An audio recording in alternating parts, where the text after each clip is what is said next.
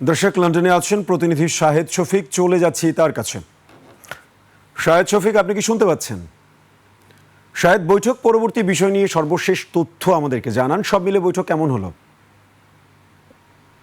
জি, আপনাকে অসংখ্য ধন্যবাদ। আপনি জানেন যে আজকে শুক্রবার সকাল ৯টা থেকে 10:30 পর্যন্ত বিএনপির ভারপ্রাপ্ত চেয়ারম্যান তারেক রহমান এবং অন্তর্বর্তী সরকারের প্রধান উপদেষ্টা ডক্টর মোহাম্মদ ইউনূসের মধ্যকার যে বৈঠক, সেই বৈঠকটি শেষ হয়েছে।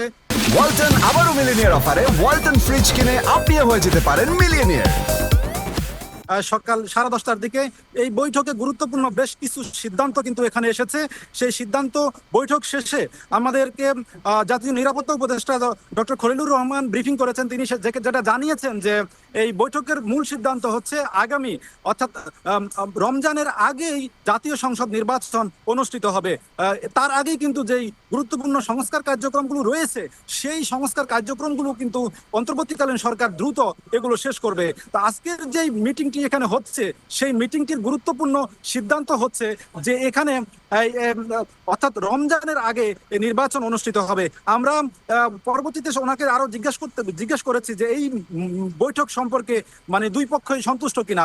তারা আমাদেরকে জানিয়েছেন যে জনাব তারেক রহমান এবং প্রধান উপদেষ্টা দুই পক্ষই কিন্তু নির্বাচনের যেই তারিখ, দুইজনের মতামতের ভিত্তিতে কিন্তু এটি চূড়ান্ত করা হয়েছে। দুই পক্ষই কিন্তু যথেষ্ট এখানে সন্তুষ্ট। তো আমি আপনাদেরকে যেটা জানিয়ে রাখি যে আজকের এই বৈঠককে কেন্দ্র করে সকাল থেকে বিপুল পরিমাণ বাংলাদেশে কিন্তু এই লন্ডনের ডরচেস্টার হোটেলের সামনে কিন্তু তারা অবস্থান করেন এবং সেখানে বিপুল সংখ্যক বাংলাদেশি কিন্তু এখানে দুই নেতাকে স্বাগত জানানোর জন্য তারা এখানে জড়ো হন। তো বৈঠকের যে মূল সিদ্ধান্ত, সেই সিদ্ধান্তটি কিন্তু হচ্ছে নির্বাচন।